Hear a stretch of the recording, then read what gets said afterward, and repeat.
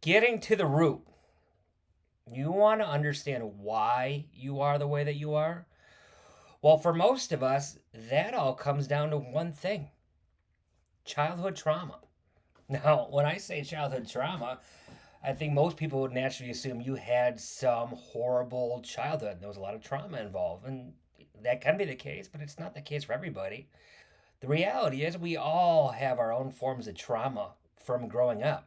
I grew up with very loving parents in a good household. I had good values instilled on me. It doesn't mean I didn't leave fucked up from it, because I did. And here's a simplification of the three types of childhood trauma. This is nothing that I read from a book. This is just something that I kind of defined on my own. So type 1 is you submit and you become a mirror to those that raised you. Now, that can be positive or negative depending on the values and lessons you were brought up with. Type 2 is you become the polar opposite and you rebel. Again, can be positive or negative. Type 3 is you become some fucked up hybrid of both. And that was me.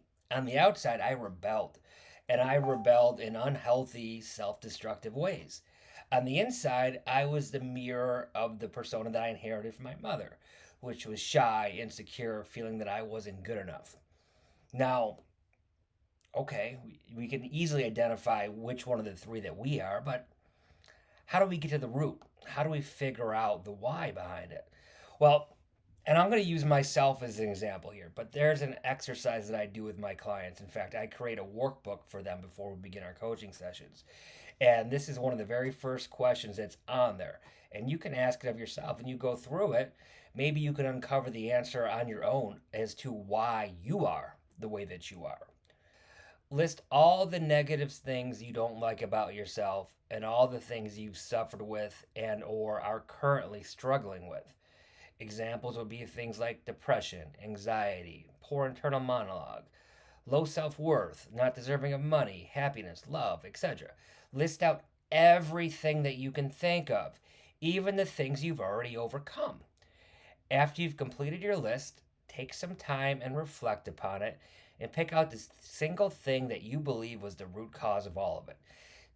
Simplification is, what's the first negative thing that you can remember about yourself? Almost always there's a root cause. And it's different for everybody. This isn't universal, but in most cases, you'll be able to get to the root of it. If this is not your path, it just means we have to dig a little bit deeper.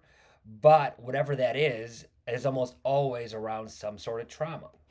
So here is my list of all the things that I didn't like about myself: deep rooted insecurities, shy, introverted, lacked self confidence, lacked self love, which over time turned into self loathing.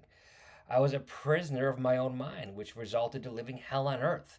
Moments in time where the best part of my day was going to bed, and the worst part of my day was waking up only to live that nightmare all over again.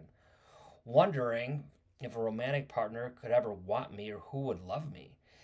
Never felt like I was good enough or worthy.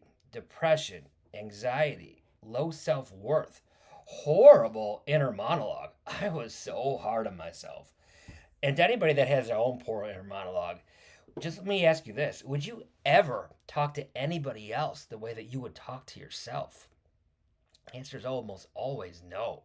Drugs and alcohol, one of my extreme numbing tools. I took this to extreme and unhealthy levels. Procrastination and avoidance, fear of confrontation, finding validation in unhealthy ways from women, spending a lifetime living in those lower vibrational states and emotions, looking for external ways to bring validation rather than looking from within. Like, for example, a girlfriend will fix me.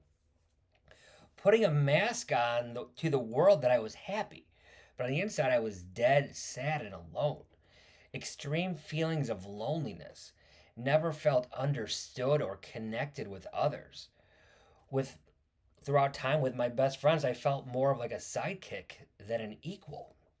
Blamed others, made excuses, lacked accountability, lacked self awareness, felt powerless to change, didn't know how to change or what to do, felt like I was destined for an unfulfilling life, feelings of being stuck in mediocrity and I would never amount to anything, poor work ethic, incapable of love because I didn't love myself.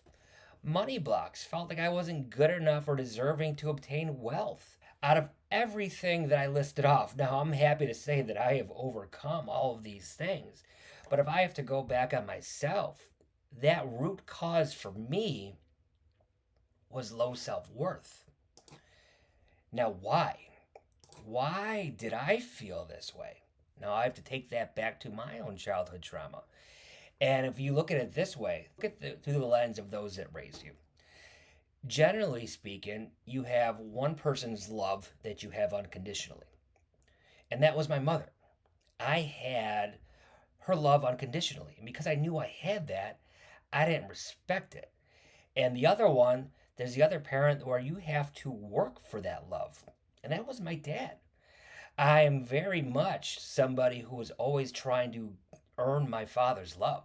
Now, for me to do that as a child, I had to achieve something or I had to fall in line, be obedient, and take orders and submit. Now, I've always been different, thought differently, acted differently. It worked for me, but myself, my true self, I wasn't allowed to be that around him. Where did my low self worth start from? It started from me not feeling I was good enough, not feeling that myself was good enough to receive my father's love. Now, mom and dad, it's not your fault. I'm not blaming you for any of this stuff. I'm just giving an example. I know that you both love me very much. I know that you both love me unconditionally. You gave me childhood trauma. I'm giving my son childhood trauma. I'm not trying to, but it's happening. My son has a fear of disappointing me.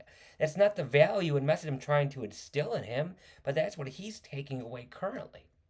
And we all have it in some way, shape, or form. It doesn't have to be a traumatic lifestyle. So let me ask you this. What is your root cause? Of all the negative things that you don't like about yourself, where did it start from?